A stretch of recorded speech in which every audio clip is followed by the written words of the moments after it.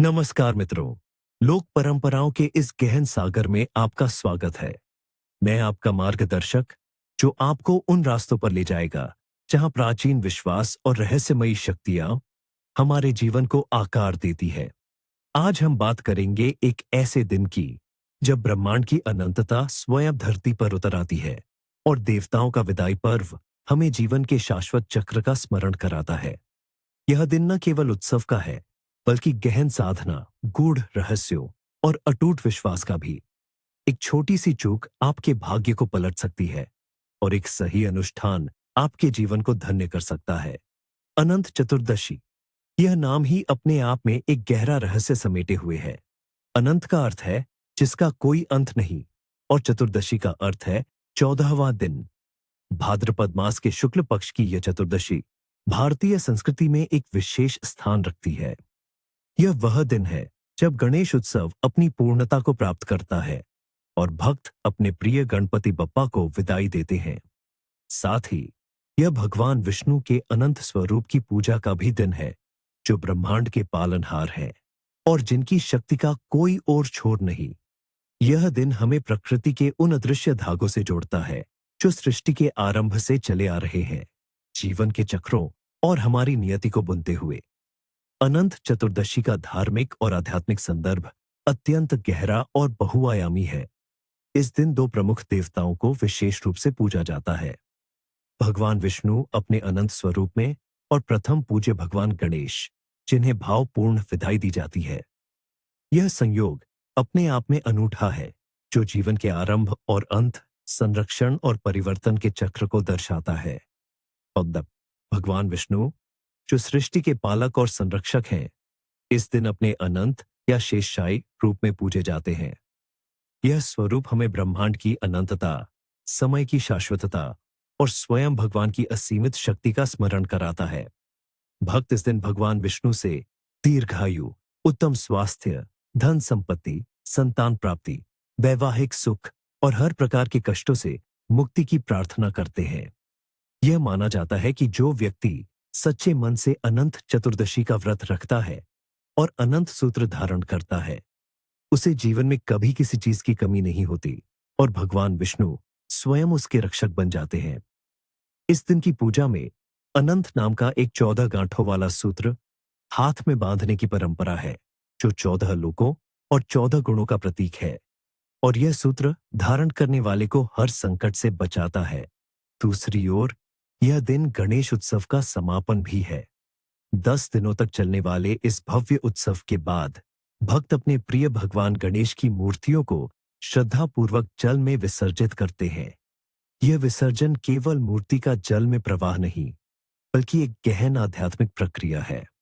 यह इस बात का प्रतीक है कि हमारा शरीर, जो मिट्टी से बना है, अंततः मिट्टी में ही मिल जाता है। यह विदाई हमें अहंकार के त्याग, परिवर्तन की स्वीकृति और यह विश्वास दिलाती है कि भगवान गणेश हमारे दुखों और बाधाओं को अपने साथ ले जाते हैं, ताकि हम एक नई बाधा मुक्त शुरुआत कर सके। इस विदाई के साथ भक्त अगले वर्ष उनके शीघ्र आगमन की कामना करते हैं। गणपति बप्पा मोरिया, अगले बरस तो जल्दी आ। इस पर्व में प्राचीन काल के लोक विश्वासों की भी झलक मिलती है। जल में देवताओं की मूर्तियों का विसर्जन यह दर्शाता है कि हमारे पूर्वज प्रकृति के तत्वों, विशेषकर जल, को कितना पवित्र मानते थे। जल को जीवन का आधार और शुद्ध का प्रतीक माना जाता है, जहां से जीवन उत्पन्न होता है और जहां लौटकर आत्मा अपनी शुद्ध करती है।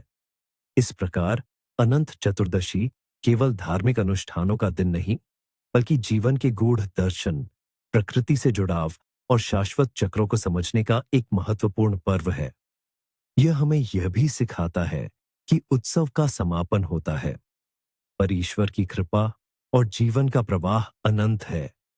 चूम अनंत चतुर्दशी से जुड़ी पौराणिक कथाएं हमें इस दिन के महत्व और अनुष्ठानों की गहराई को समझने में मदद करती हैं। ये कथाएं न केवल मनोरंजक हैं, बल्कि इनमें जीवन के लिए अमूल्य शिक्षाएं और नैतिक मूल्य भी छिपे हैं। भगवान अनंत और शेषनाग की कथा। सृष्टि के आरंभ से ही भगवान विष्णु का संबंध अनंतता से रहा है। पौराणिक ग्रंथों में वर्णित है कि भगवान विष्णु क्षीर सागर में विशालकाय शेषनाग पर विराजमान रहते हैं। यह शेषनाग, जिसे कभी कभी अनंत भी कहा जाता है, वास्तव में स्वयं काल और अनंत ब्रह्मांड का प्रतीक है। इसके सहस्र फर्ण ब्रह्मांड के अनगिनत लोकों को धारण करते हैं और इसकी कुंडली पर भगवान विष्णु विश्राम करते हुए सृष्टि के पालक का कार्य करते हैं। यह शेषनाग भगवान विष्णु का अनन्य भक्त है और उनके हर अवतार में उनके साथ रहा है। रामावतार में यह लक्ष्मण के रूप में और कृष्णावतार में बलराम के रूप में प्रकट हुआ। अनंत चतुर्दशी का पर्व हमें इसी अनंत शक्ति, धैर्य और समर्पण का स्मरण कराता है। यह भगवान विष्णु की असीमित शक्ति और सृष्टि के अविनाशी स्वरूप का प्रतीक है। जब हम अनंत की पूजा करते हैं तो हम वास्तव में उस विराट चेतना की आराधना करते हैं जो इस संपूर्ण ब्रह्मांड को धारण करती है। सुशीला और कौंडिन्य की कथा, अनंत व्रत कथा। यह कथा अनंत चतुर्दशी के व्रत के महत्व को विस्तार से बताती है। एक समय की बात है, कौंडिन्य मुनि नाम के एक अर्षि थे जिनकी पत्नी का नाम सुशीला था। एक बार सुशीला ने अपनी सहेलियों को अनंत चतुर्दशी का व्रत करते देखा और उनसे इसके महत्व के बारे में पूछा। सहेलियों ने बताया कि यह व्रत भगवान विष्णु के अनंत स्वरूप को समर्पित है और इसे करने से सभी संकट दूर होते हैं और धन धान्य की प्राप्ति होती है। सुशीला ने भी श्रद्धापूर्वक इस व्रत का पालन किया और अपनी दाहिनी भुजा पर अनंत सूत्र धारण किया। इस व्रत के प्रभाव से उनके घर में सुख समृद्धि आने लगी और वे अत्यंत धनी हो गए। एक दिन जब वे दोनों यात्रा कर रहे थे, कौंडिन्य मुनि ने सुशीला की भुजा पर बंधा अनंत सूत्र देखा। वे इस साधारण धागे को देखकर भ्रमित हो गए और अहंकारवश पूछ बैठे, यह क्या धागा है जो तुमने बांध रखा है? क्या तुम किसी और देवता की पूजा करती हो? सुशीला ने उन्हें अनंत व्रत के महत्व के बारे में समझाया, लेकिन कौंडिन्य मुनि को यह बात गले नहीं उतरी। उन्होंने उस पवित्र सूत्र को तोड़ दिया और आग में फेंक दिया। अनंत सूत्र का अपमान करते ही उनका दुर्भाग्य शुरू हो गया। उनकी सारी संपत्ति नष्ट हो गई, वे गरीब हो गए और उन्हें दर दर भटकना पड़ा। कौंडिन्य मुनि को शीघ्र ही अपनी गलती का एहसास हुआ। उन्होंने सुशीला से माफी मांगी और अपने पापों का प्रायश्चित करने के लिए भगवान अनंत की तलाश में निकल पड़े। वे अनेक कष्ट सहते हुए भगवान अनंत का नाम जपते रहे। अंततः भगवान विष्णु ने उन्हें दर्शन दिए और उन्हें अपनी गलती के लिए क्षमा किया। उन्होंने कौंडिन्य मुनि को पुनः अनंत व्रत करने का आदेश दिया। मुनि ने श्रद्धापूर्वक व्रत किया और पुनः अपनी खोई हुई समृद्धि प्राप्त की। यह कथा हमें सिखाती है कि अहंकार से बचना चाहिए और ईश्वर के प्रति अटूट विश्वास रखना चाहिए। अनंत सूत्र केवल एक धागा नहीं, बल्कि भगवान के अनंत आशीर्वाद और सुरक्षा का प्रतीक है। इसका अपमान करना स्वयं भगवान का अपमान करने के समान है। भगवान गणेश के विसर्जन की कथा। भगवान गणेश की उत्पत्ति की कथा भी अत्यंत मनोहारी है। माता पार्वती ने अपने शरीर के मैल से गणेश का निर्माण किया और उन्हें द्वार पर पहरा देने को कहा ताकि कोई भी उनकी अनुमति के बिना भीतर न आ सके। जब भगवान शिव वापस लौटे तो गणेश ने उन्हें भी अंदर जाने से रोक दिया। क्रोधित होकर शिव ने गणेश का मस्तक धड़ से अलग कर दिया। माता पार्वती इस दृश्य को देखकर अत्यंत दुखी और क्रोधित हुई। शिव ने उन्हें शांत करने के लिए एक हाथी का मस्तक गणेश के धड़ पर लगाकर उन्हें पुनः जीवित किया और तब से गणेश को गजानन कहा जाने लगा। भगवान शिव ने उन्हें यह भी वरदान दिया कि वे सभी देवताओं में सर्वप्रथम पूजे जाएंगे।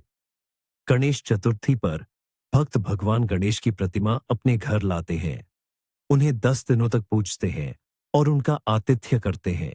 अनंत चतुर्दशी पर इन प्रतिमाओं का विसर्जन किया जाता है। यह विसर्जन इस बात का प्रतीक है कि जिस प्रकार गणेश की उत्पत्ति मिट्टी से हुई थी, उसी प्रकार वे वापस मिट्टी में मिल जाते हैं। यह जीवन के नश्वरता और परिवर्तन का प्रतीक है। भक्त ये मानते हैं कि गणेश विसर्जन के साथ वे अपने सभी दुखों, चिंताओं और बाधाओं को अपने साथ ले जाते हैं और अगले वर्ष पुनः नए उत्साह और आशीर्वाद के साथ लौटते हैं। यह विदाई एक भावनात्मक क्षण होता है जो हमें यह सिखाता है कि हर अंत एक नई शुरुआत का अग्रदूत होता है। सूचना खंड, भाग्य के संकेत, लोकप्रिय शगुन। इस विशेष दिन पर ब्रह्मांड हमें कुछ संकेत देता है जो हमारे भविष्य की ओर इशारा करते हैं। इन संकेतों को समझना और उनका सम्मान करना हमें आने वाली चुनौतियों के लिए तैयार करता है और शुभ अवसरों का लाभ उठाने में मदद करता है। एक, स्वच्छ आकाश और चमकीला सूर्य। यदि अनंत चतुर्दशी पर आकाश बिल्कुल साफ हो और सूर्य अपनी पूरी प्रभा के साथ चमक रहा हो, तो इसे अत्यंत शुभ संकेत माना जाता है। यह आने वाले समय में स्पष्टता, सफलता और शुभ घटनाओं का प्रतीक है। इसका अर्थ है कि आपके प्रयासों में कोई बाधा नहीं आएगी और आप अपने लक्ष्यों को प्राप्त करेंगे। तो अचानक वर्षा। यदि इस दिन अचानक और अनपेक्षित रूप से वर्षा हो जाए, तो इसे अप्रत्याशित चुनौतियों या भावनात्मक शुद्ध का संकेत माना जा सकता है। यह दर्शाता है कि आपको कुछ अनपेक्षित परिस्थितियों का सामना करना पड़ सकता है, लेकिन यह वर्षा आपके मन और आत्मा को शुद्ध करने का भी कार्य करेगी, जिससे आप नई ऊर्जा के साथ आगे बढ़ेंगे। 3, मोर का दिखना। मोर को शुभता, समृद्धि और देवी सरस्वती से जोड़ा जाता है। यदि अनंत चतुर्दशी पर आपको मोर के दर्शन हो, तो ये अत्यंत शुभ माना जाता है। ये आपके जीवन में कला, सौंदर्य और अप्रत्याशित धन लाभ का संकेत हो सकता है। 4, घर में दूध का गिरना। यदि गलती से दूध गिर जाए, तो इसे कुछ अनिष्ट का संकेत माना जाता है, खासकर आर्थिक मोर्चे पर। यह दर्शाता है कि आपको धन के मामले में थोड़ा सतर्क रहना चाहिए और फिजूल खर्ची से बचना चाहिए। 5, पवित्र वस्तु का हाथ से गिरना। पूजा करते समय या पवित्र वस्तु जैसे अनंत सूत्र, दीपक, मूर्ति का हाथ से फिसलकर गिर जाना एक चेतावनी मानी जाती है। यह संकेत देता है कि आपको अपने विश्वास और कर्मों में अधिक एकाग्रता लाने की आवश्यकता है, अन्यथा आपको कुछ आध्यात्मिक या मानसिक हानि हो सकती है। यह आपको अपनी लापरवाही के प्रति सचेत करता है। 6, काली बिल्ली का रास्ता काटना। यदि कोई काली बिल्ली आपके रास्ते को बाएं से दाएं काट जाए, तो इसे अशुभ संकेत माना जाता है। यह किसी कार्य में संभावित बाधा या असफलता की ओर इशारा करता है। ऐसे में आपको थोड़ा रुककर या अपना रास्ता बदलकर आगे बढ़ना चाहिए या कुछ देर बाद यात्रा शुरू करनी चाहिए। 7, अचानक धन लाभ।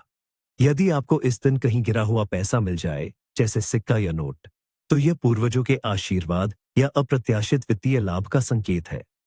यह धन आपको किसी अच्छे कार्य में लगाना चाहिए ताकि इसका शुभ प्रभाव बना रहे। 8, बार बार किसी काम में अड़चन आना। यदि आप इस दिन कोई महत्वपूर्ण कार्य कर रहे हैं और उसमें बार बार बाधाएं आ रही हैं, तो यह संकेत है कि आपको उस कार्य को फिलहाल स्थगित कर देना चाहिए।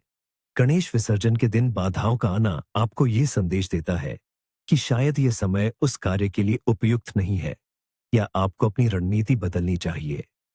इस रात के सपने। अनंत चतुर्दशी की रात देखे गए सपनों को विशेष महत्व दिया जाता है, क्योंकि इस रात ब्रह्मांडीय ऊर्जाएं अधिक सक्रिय होती हैं। ओक, भगवान विष्णु या गणेश। यदि आपको सपने में भगवान विष्णु या गणेश के दर्शन होते हैं, तो यह अत्यंत शुभ है। विष्णु का दिखना सुरक्षा, आध्यात्मिक उन्नति और सभी मनोकामनाओं की पूर्ति का संकेत है। गणेश का दिखना आपकी बाधाओं के दूर होने और नए उद्यमों में सफलता का प्रतीक है। तो जल या नदी। सपने में साफ बहता हुआ जल या नदी देखना भावनात्मक शुद्ध, नई शुरुआत और जीवन में प्रगति का संकेत है। यदि जल गंदा या ठहरा हुआ है, तो यह अनसुलझे भावनात्मक मुद्दों या आने वाली चुनौतियों की ओर इशारा कर सकता है, जिन पर आपको ध्यान देने की आवश्यकता है। 3, सांप, शेषनाग। सपने में शेषनाग या कोई बड़ा शांत सांप देखना ज्ञान, परिवर्तन और छिपी हुई शक्तियों का प्रतीक है। यह आपकी आंतरिक शक्ति और आध्यात्मिक जागृति की ओर इशारा करता है।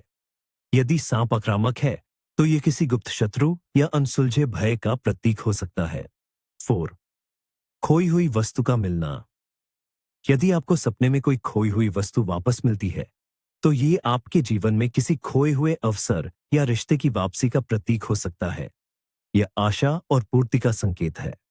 5, स्वयं को उड़ते हुए देखना।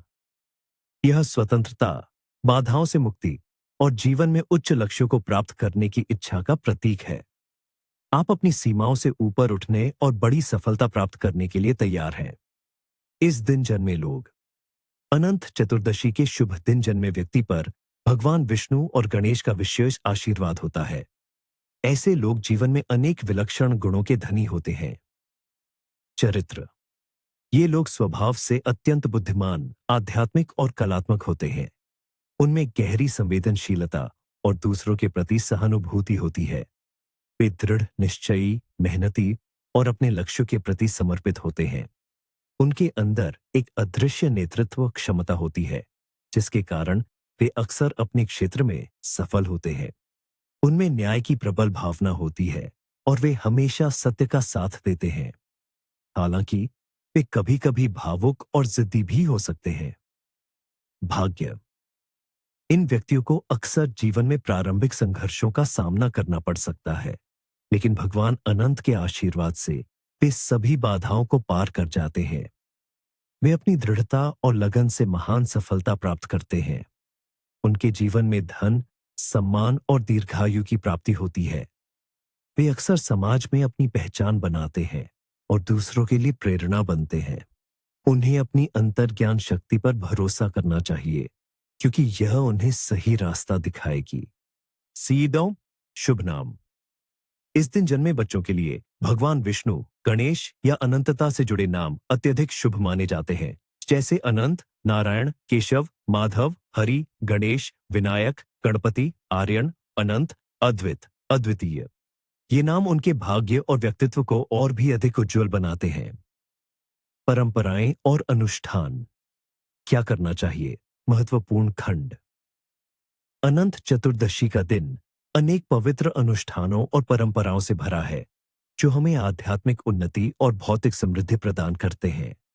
इन अनुष्ठानों का पालन श्रद्धापूर्वक और विधि विधान से करना चाहिए। और अनंत व्रत का पालन और अनंत सूत्र धारण। लक्ष्य।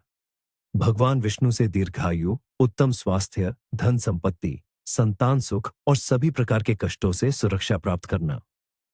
किया चाहिए।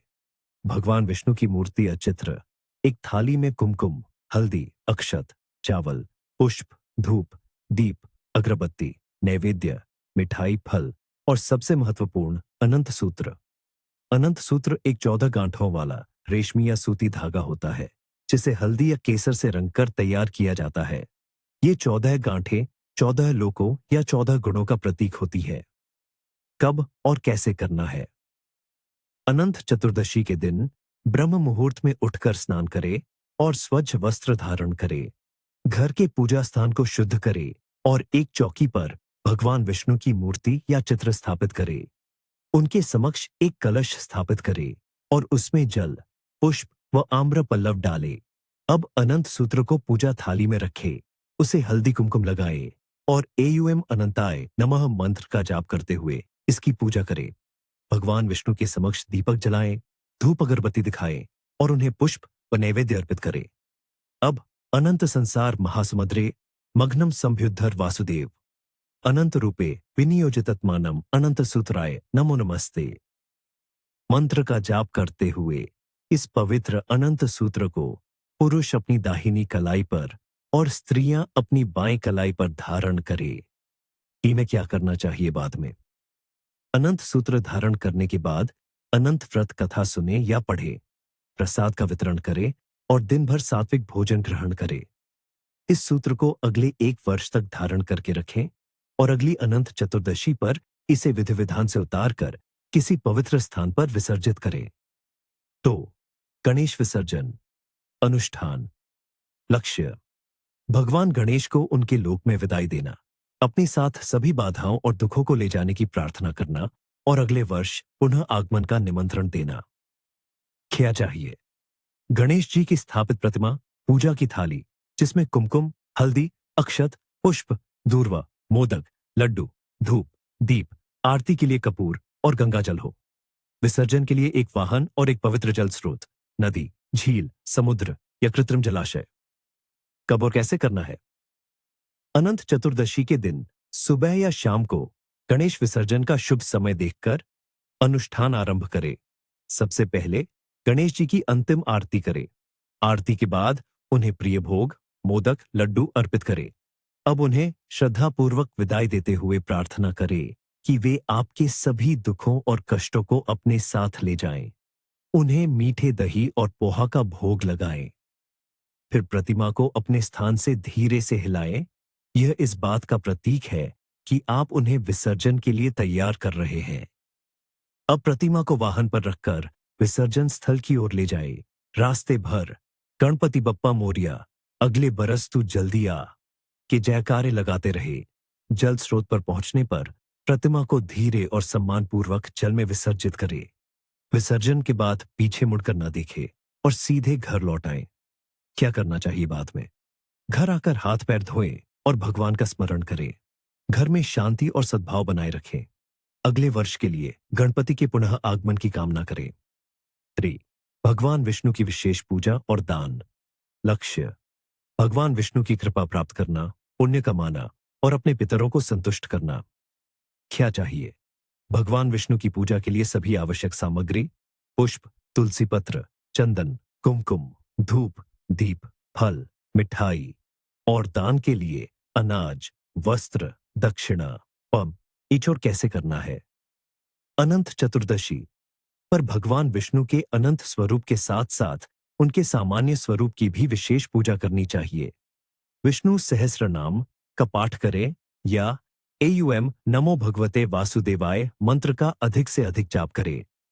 भगवान को तुलसी पत्र अर्पित करना अत्यंत शुभ माना जाता है, क्योंकि तुलसी भगवान विष्णु को अत्यधिक प्रिय है। इस दिन गरीब और जरूरतमंद लोगों को अन्न, वस्त्र और धन का दान करना चाहिए। दान करने से आपके पुण्य बढ़ते हैं और भगवान विष्णु प्रसन्न होते हैं। क्या करना चाहिए बाद में? पूजा के बाद घर में शांतिपूर्वक समय बिताएं, सकारात्मक विचारों में लीन रहे। कुल्हड़ में दूध दही का प्रसाद।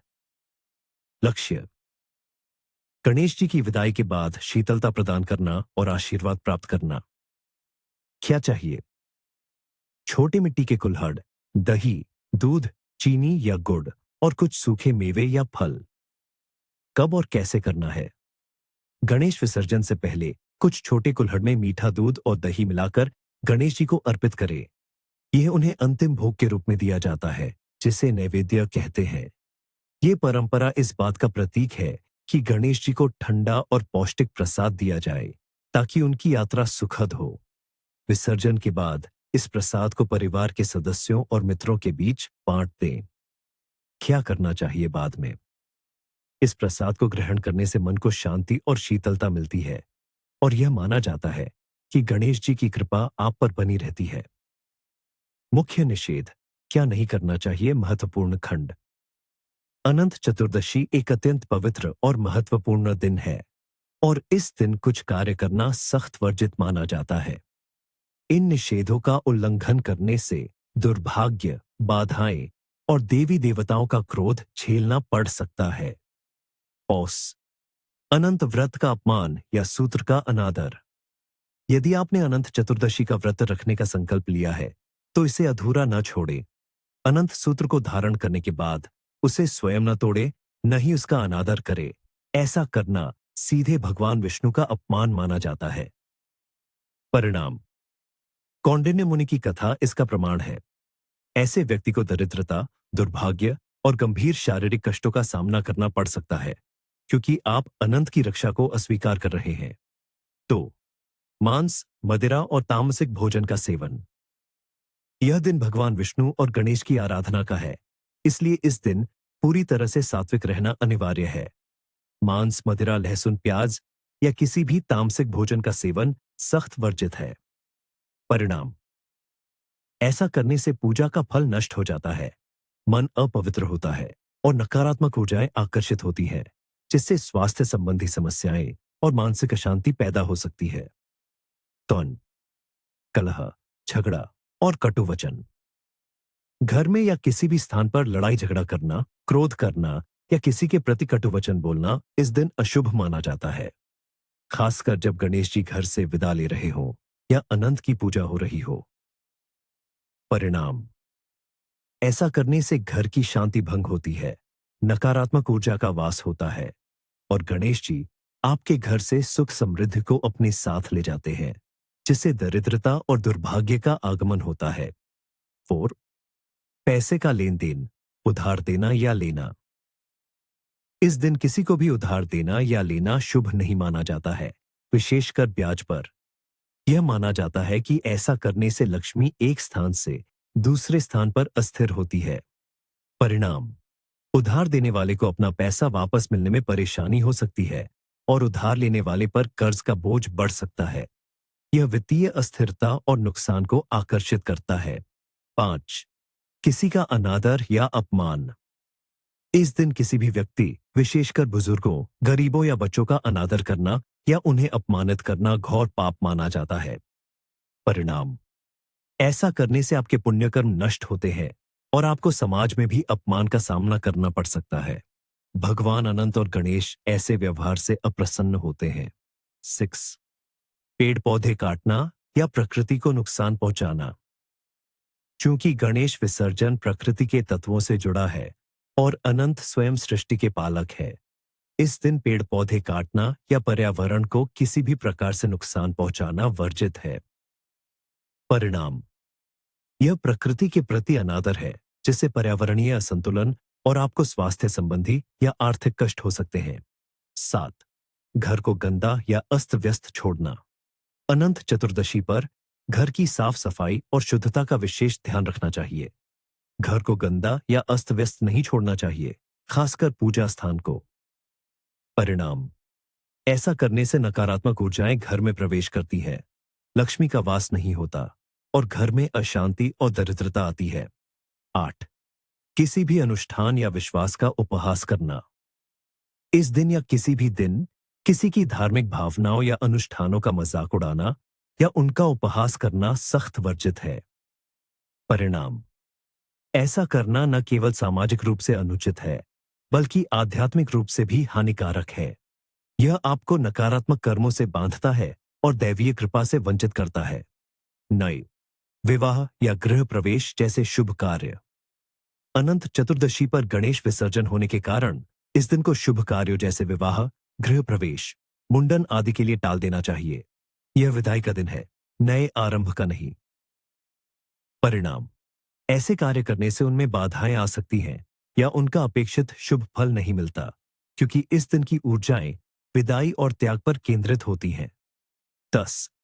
काले या गहरे रंग के वस्त्र पहनना।